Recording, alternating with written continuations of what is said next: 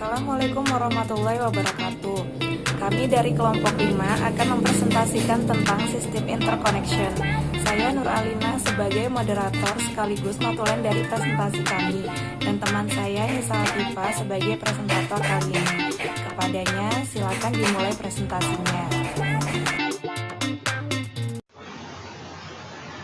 Sistem interkoneksi merupakan sistem yang saling menghubungkan tiga komponen struktur top-level komputer, yakni CPU, main memory, dan input-output. Sistem interkoneksi berupa struktur interkoneksi, yakni kumpulan lintasan interkoneksi. Struktur interkoneksi terdiri dari bus, yakni saluran atau jalur transportasi informasi antara dua atau lebih alat-alat dalam sistem komputer.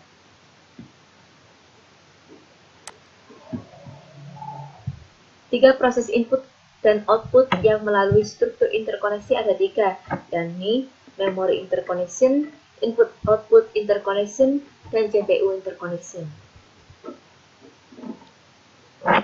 Dari ketiga proses tersebut, maka struktur interkoneksi harus mendukung transfer informasi CPU ke memori, yakni CPU menyimpan atau menulis data ke memori ke CPU, yakni CPU membaca data maupun instruksi dari memori, CPU ke input-output, yakni CPU mengirim data ke periferal melalui modul input-output, input-output ke CPU, yakni CPU membaca data dari periferal melalui modul input-output, dan transfer informasi input-output ke memori atau dari memori, yakni modul input-output dan memori melakukan proses DMA atau Direct Memory Access yang membuat komunikasi antara periferal dengan memori lebih efisien. Nah, tadi kan katanya bus adalah jalur transportasi informasi alat-alat dalam sistem komputer. Berarti bus ini digunakan secara bersama-sama. Kalau gitu datanya bisa crash dong. Untuk mengatasi hal tersebut, maka bus disusun ke dalam sebuah struktur bus. Bus dalam struktur bus nantinya dikategorikan sebagai berikut, yakni ada tiga, data bus, address bus, dan control bus. Data bus ini sebagai jalur transportasi data dan instruksi. Address bus sebagai jalur transportasi alamat di main memory untuk data atau instruksi yang akan diambil atau direkamkan. Control bus sebagai pengirim sinyal pemberitahuan dikirimnya atau diterimanya informasi dari satu alat ke alat lain. Sinyal yang dikirimkan melalui control bus itu ada dua, yakni sinyal pemantauan dan sinyal perintah. Sinyal pemantauan untuk menandakan validitas data dan alamat, sedangkan untuk sinyal perintah untuk membentuk suatu operasi. Control bus meliputi 1. Memory write, yakni untuk memerintahkan dituliskannya data pada bus ke lokasi alamat. 2. Memory read, memerintahkan ditempatkannya data dari lokasi alamat pada databus. 3. Input-output write, memerintahkan dikirimkannya data pada bus ke lokasi port input-output. 4. Input-output read, yakni memerintahkan didapatkannya data dari port input-output pada databus. 5. Transfer ACK, menunjukkan data telah diterima dari bus atau data telah ditempatkan pada bus. Keenam, bus request menunjukkan bahwa modul memerlukan control bus. 7. Bus grant, menunjukkan modul yang melakukan request telah diberi hak mengontrol bus. 8. Interrupt request, yakni menandakan adanya penangguhan interupsi dari modul. 9. Interrupt ACK, yakni berfungsi menunjukkan penangguhan interupsi telah diketahui CPU. 10. Clock, yakni untuk mengontrol sinkronisasi operasi antar modul. Dan 11. Reset, menginisialisasi seluruh modul.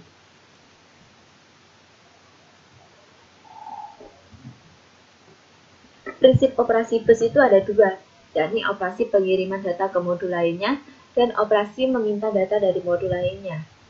Operasi pengiriman data ke modul lainnya ada dua tahapan, yakni tahapan pertama, modul meminta penggunaan bus. Kemudian, tahapan kedua, jika disetujui, modul akan memindahkan data yang diinginkan ke modul yang dituju. Sedangkan untuk operasi meminta data dari modul lainnya, itu ada 3 tahapan. Tahapan pertama, modul meminta penggunaan bus. Kemudian tahapan kedua, modul mengirim request ke modul yang dituju melalui kontrol bus dan alamat yang sesuai. Dan yang terakhir di tahapan ketiga, yakni modul menunggu modul yang dituju mengirimkan data yang diinginkan. Merancang arsitektur bus pada dasarnya dirancang seperti ini. Nah, jika kita lihat gambar di samping, maka kita akan tahu bahwa arsitektur bus ini berfungsi untuk mengontrol konektivitas data antara input-output dengan CPU dan bahan memori.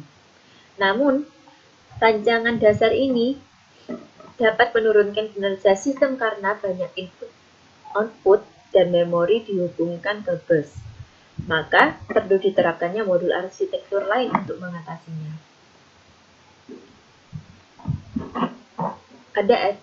Berikut ini merupakan arsitektur tradisional bus. Jadi, di arsitektur ini, local bus berfungsi untuk data yang berhubungan dengan sistem pemrosesan data. Kemudian, sistem bus ini digunakan untuk data yang berhubungan dengan sistem memori. Expansion bus berguna untuk data yang berhubungan dengan peripheral input-output. Kemudian peripheral high speed dari arsitektur ini berupa network, SCSI, video, dan grafik. Kemudian peripheral low speed dari arsitektur ini berupa modem, fax, dan serial. Kemudian ada pula arsitektur high speed bus. Di sini local bus, sistem bus memiliki fungsi yang sama dengan arsitektur sebelumnya. Namun di sini di arsitektur ini terdapat high speed bus dan expansion bus. High speed bus untuk data yang berhubungan dengan peripheral input-output yang cepat, sedangkan untuk expansion bus ini digunakan untuk data yang berhubungan dengan peripheral input-output yang lambat.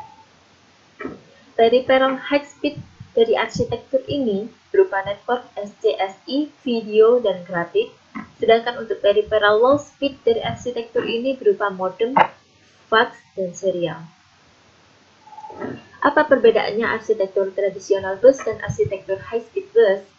Nah, arsitektur tradisional bus ini menggunakan single bus system di mana peripheral low speed dan peripheral high speed dikoneksikan pada expansion bus, sehingga kinerja busnya lambat dan kurang optimal. Contohnya, bus ISA. Sedangkan arsitektur high speed bus menggunakan multi-bus system di mana peripheral low speed dikoneksikan pada expansion bus dan peripheral high speed dikoneksikan pada high speed bus sehingga kinerja busnya cepat dan lebih optimal. Contohnya, bus PCI. Parameter perancangan bus. Dalam merancang bus terdapat beberapa parameter, yakni jenis bus. Apakah bus berupa dedicated bus atau bus yang hanya menyalurkan data tertentu saja, atau multiplex bus atau bus yang dapat menyalurkan data yang berbeda-beda. Kemudian, metode arbitrasi. Apakah metode yang digunakan yakni metode tersentralisasi, di mana setiap modul menggunakan arbiter, atau metode terdistribusi, di mana setiap modul menggunakan akses kontrol logik. Kemudian timing, apakah timingnya menggunakan pewaktuan sinkron, di mana event bus ditentukan oleh clock dan tiap satu siklus hanya untuk satu event, atau pewaktuan asinkron, di mana event bus yang terjadi tergantung event sebelumnya, sehingga kerja modul tidak serempak. Kemudian, lebar bus. Seberapa lebar address bus dan data bus. Dan yang terakhir, tipe transfer data. Apakah bus mampu mendukung write, yakni menaruh data pada database begitu alamat stabil dan ada kesempatan untuk mengetahui alamat tersebut. Read, yakni menaruh data pada database setelah mengetahui alamat dan mengambil datanya. Read modify write, yakni read yang diikuti write ke alamat dengan tujuan yang sama untuk melindungi sumber daya memori. Read after write, yakni write diikuti read dari alamat tertentu. Dan block, yakni operasi di mana siklus alamat diikuti siklus data selama transfer data. Terima kasih. Sekian presentasi dari kami kepada audiens. Silahkan dimulai sesi tanya jawabnya. Assalamualaikum warahmatullahi wabarakatuh. Perkenalkan, nama saya Dina Aisyah Afandi.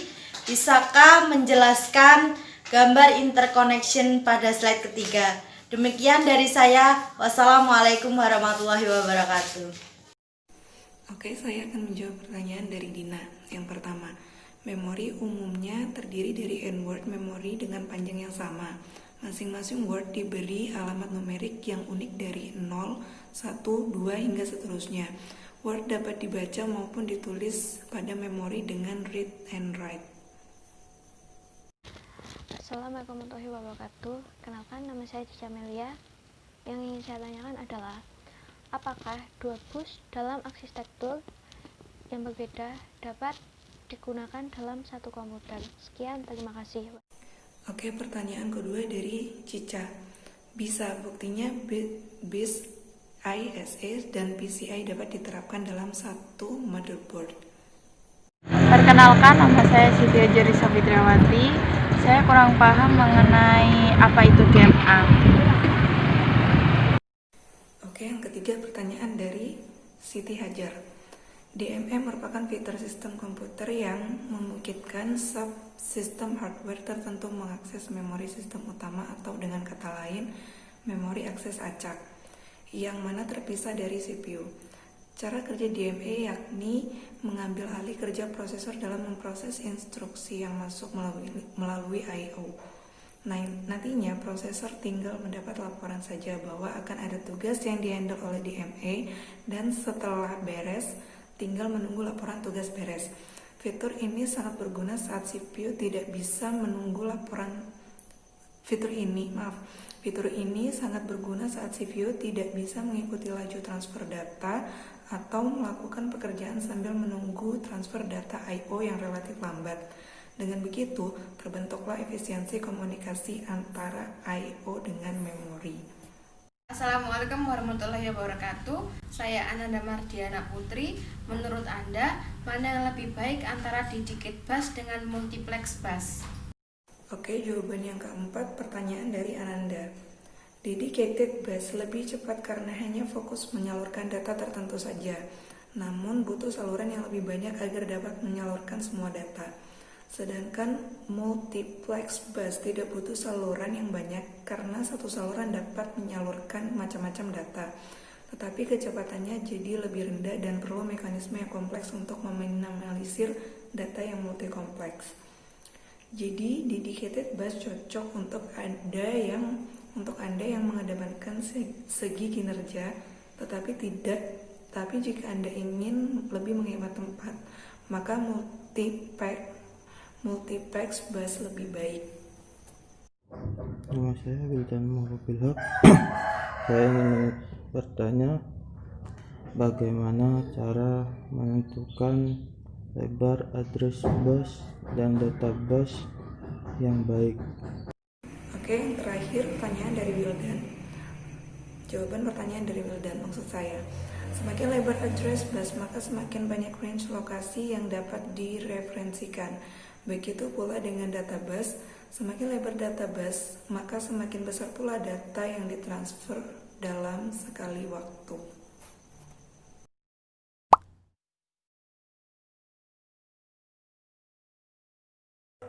Sistem interkoneksi merupakan sistem yang menghubungkan antara CPU, memori utama, dan IRO. Sistem interkoneksi tersusun dari sekumpulan lintasan yang dinamakan struktur interkoneksi yang menghubungkan transfer dari CPU ke memori, CPU ke IRO, dan IRO ke memori. Lintasan struktur interkoneksi berupa bus. Bus disusun dari struktur bus yang terdiri atas data bus, address bus, dan kontrol bus. Assalamualaikum warahmatullahi wabarakatuh. Prinsip operasi bus terdiri dari operasi pengiriman data ke modul lainnya dan operasi meminta data dari modul lainnya. Bus dalam sistem interkoneksi perlu diatur ke dalam suatu arsitektur bus agar koordinasi kerja dan kecepatan kerja lebih baik dan efisiensi sistem meningkat. Arsitektur bus ini dibagi menjadi dua macam, yaitu arsitektur tradisional dan arsitektur high-speed bus. Parameter perancangan bus antara lain jenis bus, metode arbitrasi, timing, lebar bus, dan tipe transfer data. Sekian presentasi dari kami. Mohon maaf bila presentasinya masih banyak kekurangan. Kritik dan saran yang membangun sangat kami apresiasi. Terima kasih atas perhatiannya. Wassalamualaikum warahmatullahi wabarakatuh.